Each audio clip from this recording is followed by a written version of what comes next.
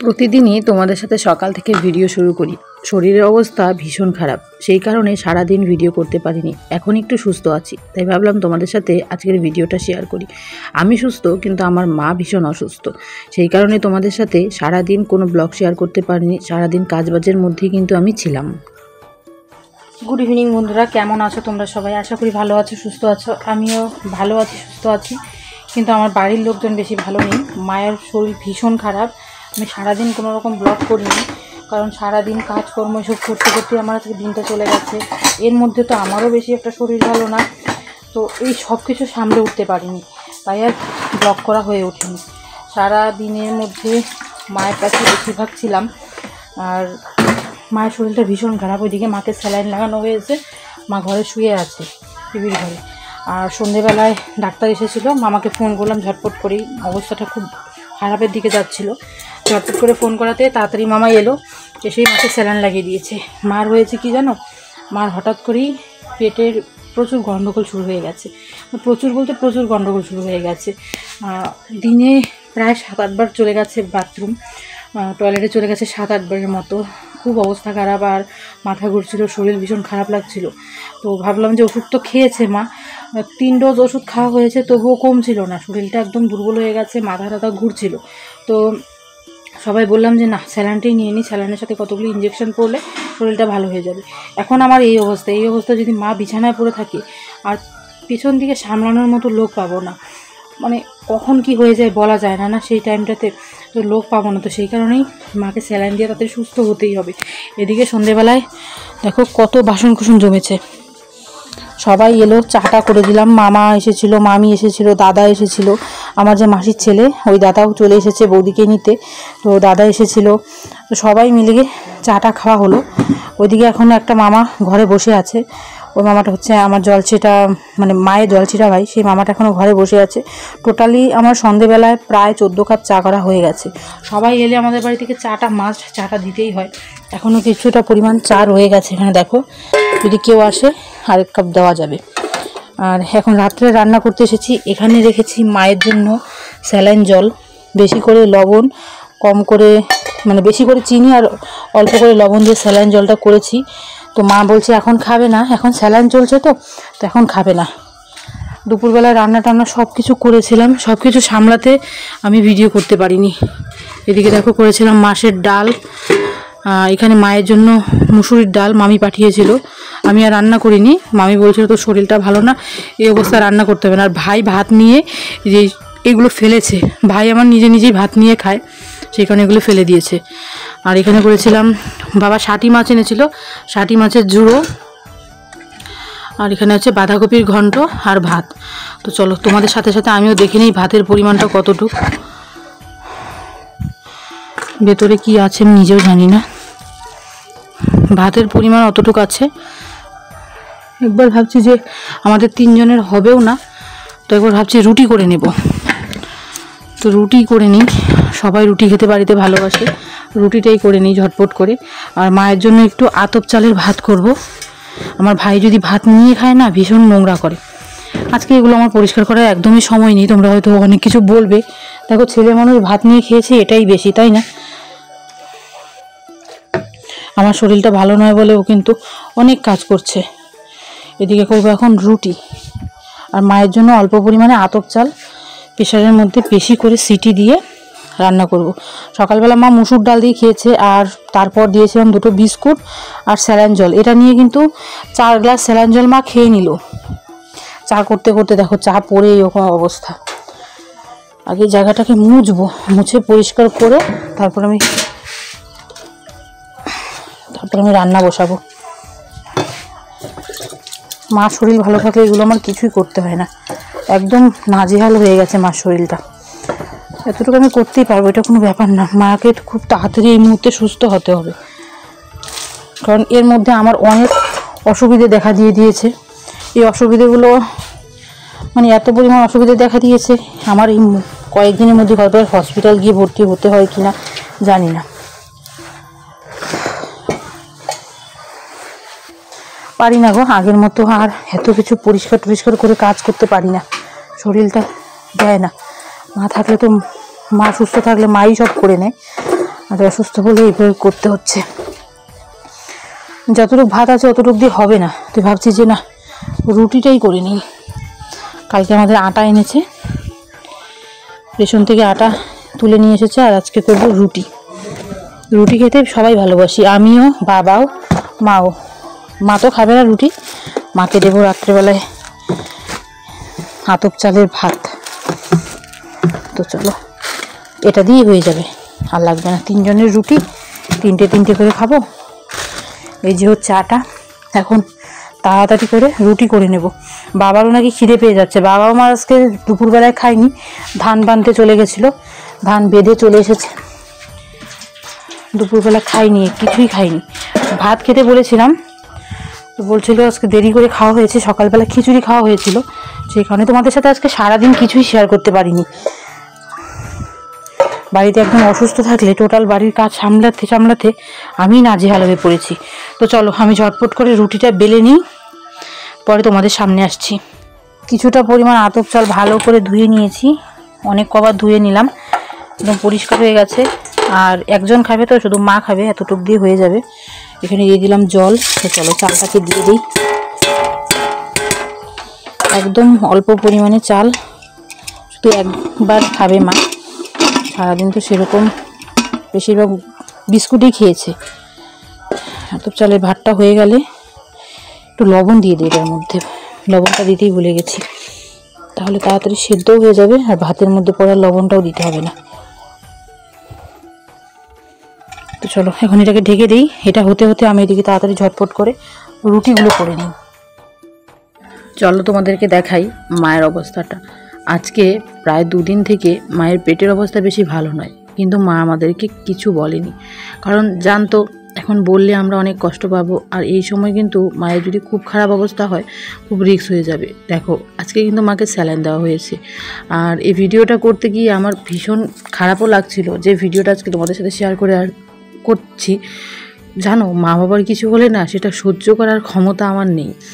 আর আমার মায়ের পেট খুব খারাপ হয়েছে, মানে হঠাৎ করেই মা জমিতে কাজ করতে গেছিলো, সেদিন তোমাদের সাথে শেয়ার করেছিলাম, অনেক দিন পর গেছে তো, আর এই সময় অনেক রৌদ্র উঠে, কিন্তু এই রৌদ্রুর মধ্যে মা সারাদিন জমিতে ধান কেটেছে, কাটার পর ঠান্ডা ঠান্ডা জল খেয়েছে, তো সেই কারণেই গরমটা মার কাছে বসে গেছে। এদিকে উঠেছে জ্বরটা এখন কমে গেছে, কিন্তু পেট খুব খারাপ। মা সারাদিনে অনেক কবার বাথরুম চলে গেছে, আর শরীর একদম দুর্বল হয়ে গেছে। আর মা বলছিল যে আজকে নাকি স্যালাইন নেবে না, আমি জোর করিয়ে স্যালাইন নিয়েছি, কারণ আজকে স্যালাইন না নিলে মা কাল বিছানা থেকে উঠতে পারবে না। আর যতই হোক, আর হাতে বেশি দিন আমার সময় নেই, তো এখন তো আমার সব কিছু মায়েরই করতে হবে। তো ভাবছিলাম যে মা যদি তাড়াতাড়ি একটু সুস্থ হয়ে যায়, আর ভগবানের কাছে প্রার্থনা করছিলাম। এদিকে বাবাও ঘুমিয়ে আছে, মাকে স্যালাইন দেওয়া হয়েছে, আর এই স্যালাইন কিন্তু আমি খুলবো কিছুক্ষণ পর। আর এদিকে আমি করছি রুটি, রাত্রেবেলায় সবাই রুটি খাবো। এখনবার বেশিরভাগ সময় আমরা রুটিই খাই, যখন থেকে আমার ভাইয়ের প্রেশারটা হাই হয়েছে তখন থেকে আমরা বেশিরভাগ রুটি খাই। আর এদিকে আমি রুটি ভাজছি, আর আমার রুটিগুলো আগে না একদমই ফুলতো না, এখন আমি ফুলকো রুটি ভালোই করতে পারি। ওইদিকে মামা এসেছে, আর এটা হচ্ছে আমার জলছেটা, মায়ের জলছিটা ভাই মামা ডাকি। তো এই মামাটা এসেছে কিন্তু মাকে দেখতে, আর এসেছিল ছোটো মামি, বড় মামি, ডাক্তার, অনেকেই এসেছিল। জানো আমাদের বাড়িতে সবাইকে ভালোবাসি বলেই কিছু একটা হলেই সবাই আসে। রাত্রেবেলায় মামিরা দৌড়ে চলে এসেছে, তারপর বড় মামা এসেছে, দাদা এসেছে দেখতে। আজকে দাদা এসেছে, মানে আমার মাসির ছেলে আজকে এসেছে, কালকে হয়তো বৌদি চলে যাবে, সেই কারণে বৌদিকে নিতে এসেছে। আর আমাদের এখানে এলে বৌদি বলো কেন, যে কোনো মানুষ যেতে চায় না, এই জায়গাটা নাকি ভীষণ ভালো লাগে, বিশেষ করে মামার বাড়িটা।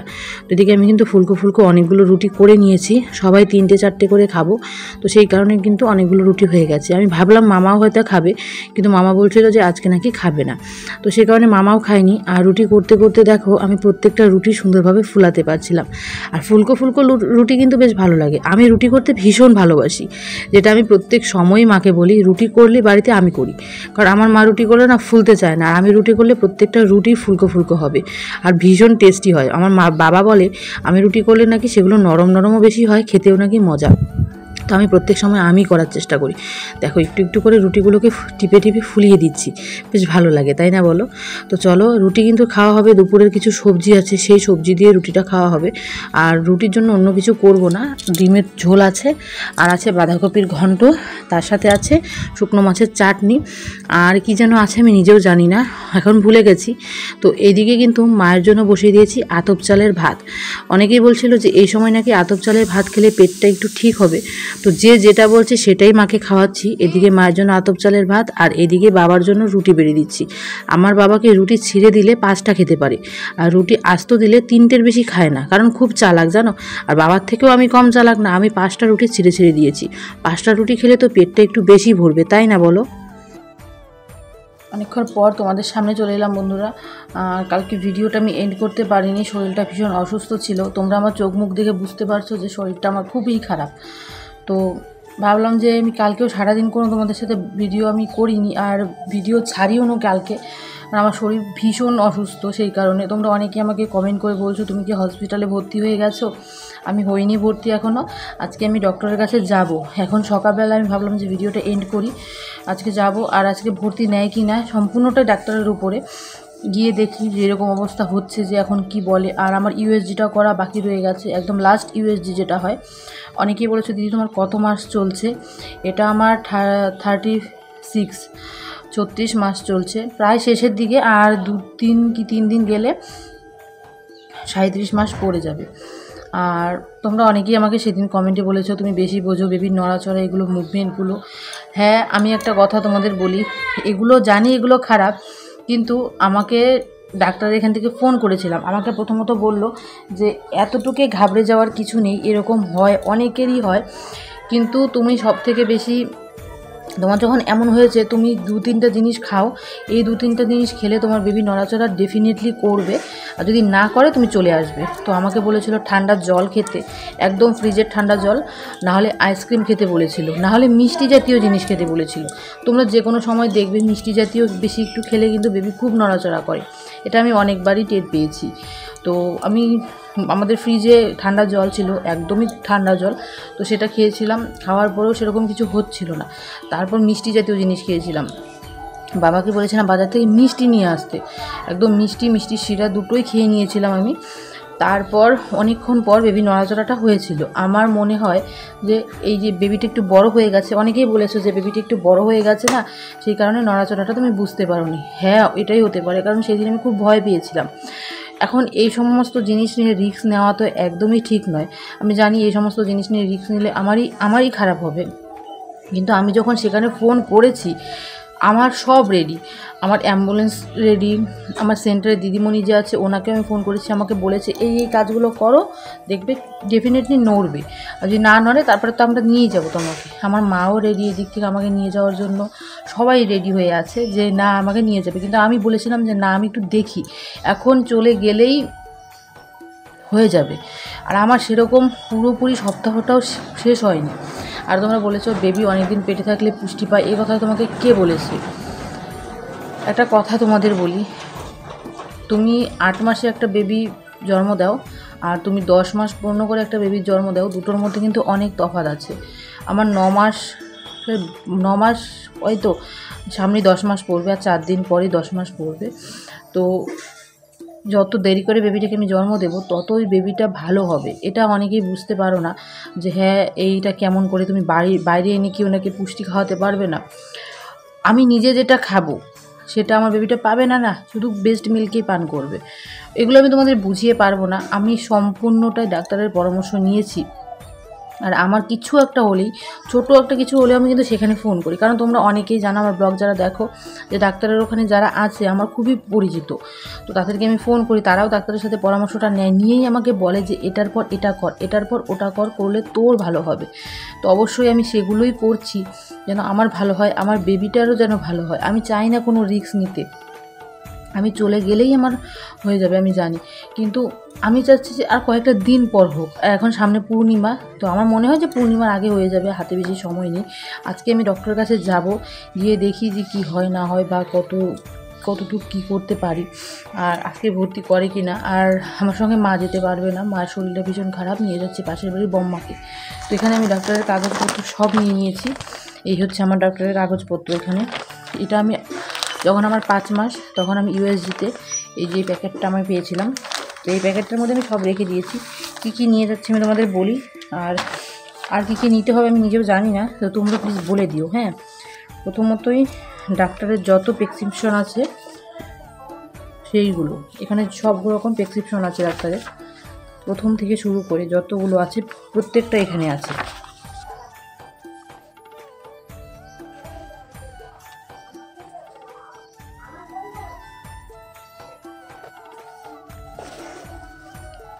এখানে ডাক্তারবাবু আমাকে লিখে দিয়েছে ইউএসজিটা। আমি ডাক্তার দেখিয়েছি 4/11/24 তারিখ, উনি আমাকে এখানে ইউএসজিটা লিখে দিয়েছেন। এই দেখো ইউএসজিটা এখানে লিখে দিয়েছেন। তো এটা আমার করতে হবে গিয়ে, আজকে এটা যে করব। আর আজকে আমি বুঝতে পারবো আমার বেবির ওয়েট, আমি আজকে রিপোর্ট নিয়ে চলে আসব, কারণ আমার প্রত্যেক দিন সেখানে যাওয়া সম্ভব নয়। তো এখানে ডক্টরের সম্পূর্ণ রিপোর্ট আছে, এখানে রক্তের রিপোর্ট, আগে যেগুলো আমি টেস্ট করিয়েছিলাম, যত রক্ত টেস্ট করিয়েছি সবগুলোই আছে। আর আমার ডেট হচ্ছে কবে জানো, 3/12/24, একদম সেই ডেট অনুযায়ী আমার হচ্ছে 3/12/24। এই দেখো, আর এলএমপি আছে 27, একদম ঠিক ডেটেই আমার সব কিছু আছে। তো যখন আমি ইউএসজিটা করেছিলাম তখন আমার 20 সপ্তাহ ছিল। আর নিয়ে নিয়েছি এখানে শিশুর সুরক্ষা কার্ডটা, এটা ওখানে গিয়ে দরকার পড়তে পারে যদি আজকে ভর্তি নেয়, তো এটা নিয়ে নিয়েছি। আর আমি জানি না বরের আধার কার্ড, বোর্ডের ফটো ওগুলো লাগে কি না, ওগুলো নিয়ে নিয়েছি। ওগুলো আমার কাছে নেই, আধার কার্ড ওগুলো আমার কাছে নেই, কিন্তু ওগুলোর ফটো নিয়ে নিয়েছি।